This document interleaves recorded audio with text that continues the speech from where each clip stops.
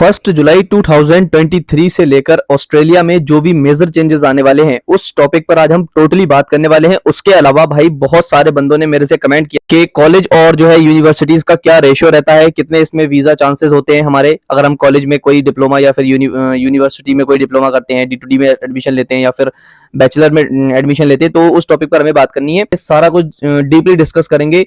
तो बिना time waste किए, if you are new one on my channel then please subscribe and also press the bell icon for the latest update on my videos.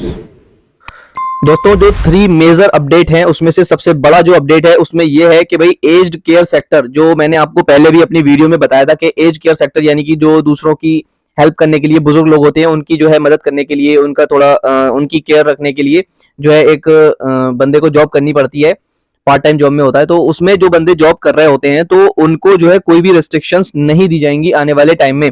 जैसा कि आप ये screenshot देख सकते हैं, student visa holders working in the aged care sector on 9 May 2023 can continue to work unrestricted in the aged care sector until 31st December 2023। 31 दिसंबर 2023 तक उन बंदों को जो एज केयर सेक्टर में वर्क कर रहे हैं कोई भी रेस्ट्रिक्शंस नहीं है वर्किंग आवर्स के ऊपर, वो लोग अनलिमिटेड वर्क कर सकते हैं। और सबसे बेहतर बात मैं आप सबको बताऊं दोस्तों, उसमें जो है पे रेट बहुत ही ज्यादा होता है, डॉलर बहुत ज्यादा, मैं आपको क्या बताऊं भाई, कम से कम $30 से ऊपर ही होता है, 30 या 40 के आसपास होता है, इससे भी ज्यादा मिल जाता है कुछ बंदों को, क्योंकि एज केयर सेक्टर में इतने ज्यादा लोग नहीं होते हैं as compare to other sectors. तो आई होप कि जितने भी लोग इसमें हैं वो बहुत ज्यादा खुश होंगे इस चीज को देखकर कि उनके ऊपर कोई भी रेस्ट्रिक्शंस नहीं लगने वाली है। ठीक है, पहला अपडेट तो ये हो गया। दूसरी जो मेजर चेंजेस आया है वो 1 जुलाई 2023 के बाद वर्किंग रेस्ट्रिक्शंस लगना शुरू हो जाएंगे, और इसके बाद जितने भी सेक्टर्स हैं, एक दो सेक्टर को छोड़कर, एक तो एज केयर सेक्टर हो गया और दूसरा हॉस्पिटैलिटी एंड मैनेजमेंट सेक्टर, ये 2 सेक्टर ऐसे हैं जिनमें जो है पे रेट बहुत ज्यादा होता है और कोई भी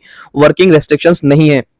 इसके अलावा 1 जुलाई 2023 के बाद रेस्ट्रिक्शंस हर सेक्टर में लगाई जाएंगी। जितने भी बंदे वहां पर स्टूडेंट वीजा होल्डर जितने भी हैं उनको दोस्तों वर्क जो है लिमिटेड करना पड़ेगा।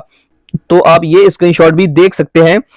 From 1 July 2023, work restrictions for student visa holders will be reintroduced and capped at 48 hours per fortnight। ठीक है, 48 घंटे ही कर सकते हैं आप पर fortnight के हिसाब से। ठीक है, ये दूसरी जो आप सभी को पता थी। तीसरी जो आपको मैं बताऊं वो बहुत ही ज्यादा बढ़िया और बहुत ही अच्छी अपडेट है, आई होप कि आप सबको पसंद आएगी, क्योंकि वो जो है वो है सैलरी के ऊपर। ठीक है, मिनिमम सैलरी के ऊपर भाई सैलरी बढ़ा दी गई है। 1 जुलाई 2023 के बाद से सैलरी बढ़ा दी जाएगी। आप सबने ये न्यूज सुनी होगी, नहीं सुनी हो तो आप चैनल को सब्सक्राइब कर लें, क्योंकि भाई इस चैनल पर बहुत ज्यादा बढ़िया बढ़िया अपडेट आपके लिए मैं लेकर आता रहता हूँ।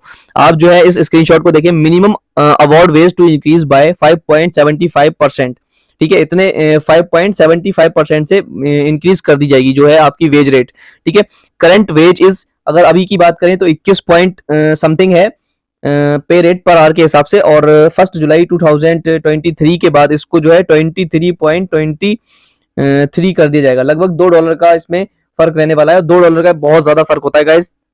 और मैं अगर आपको सच्चाई बताऊं तो इस टाइम कई मेरे फ्रेंड्स जो अभी बिल्कुल नए नए गए हैं वो 30 के अराउंड भी अर्निंग कर रहे हैं अच्छी खासी, और कई तो जो है 30 के ऊपर भी निकल गए हैं, कई $28 पर आवर के हिसाब से मिल रहे हैं। और 1 जुलाई 2023 के बाद और भी ज्यादा जो है उसको पे रेट मिलने की चांसेस हैं, क्योंकि और ज्यादा इंक्रीज हो जाएंगे पे रेट।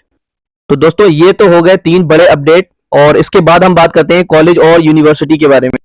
ये क्वेश्चन हमेशा बंदे मुझसे पूछते हैं कि भाई यूनिवर्सिटी का जो वीजा रेशियो है वो कॉलेजेस के कंपेयर अगर हम करें तो कितना बैठेगा भाई। अगर मैं आपको बिल्कुल सच्चाई बताऊं, कॉलेजेस का जो वीजा रेशियो है वो यूनिवर्सिटी की कभी भी टक्कर पर नहीं हो सकेगा। अगर यूनिवर्सिटी का 90% रेशियो रहता है तो वही कॉलेजेस का 60 to 80 या फिर 70% रेशियो रहता है। ठीक है, इससे ज्यादा रेशियो नहीं बढ़ सकता कॉलेजेस का।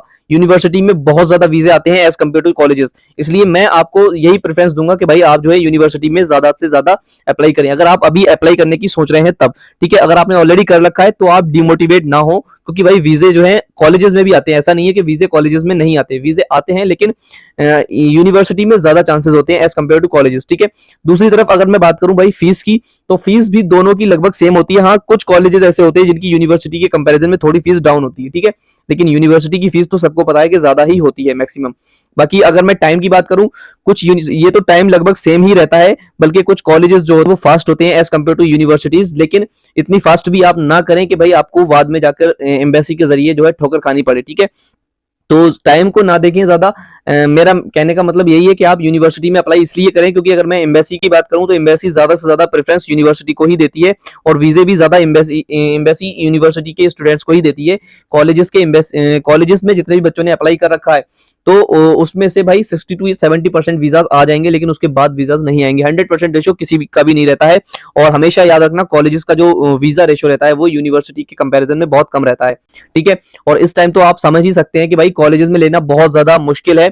आप कॉलेजेस में एडमिशन इसलिए नहीं लें बिकॉज उसका जो मेन रीजन है वो ये है कि भाई यूनिवर्सिटीज में आपको पहली बात तो यूनिवर्सिटी बहुत अच्छी सेलेक्ट करनी है अपने बजट के हिसाब से और अपने जो है पीआर पॉइंट्स के हिसाब से अपना कोर्स को सिलेक्ट करना है, ठीक है। क्योंकि कोर्स अगर आपने अभी जाकर अच्छा नहीं लिया, एजेंट के कहने पर ले लिया, फिर बाद में आपको जाकर पछताना पड़ेगा।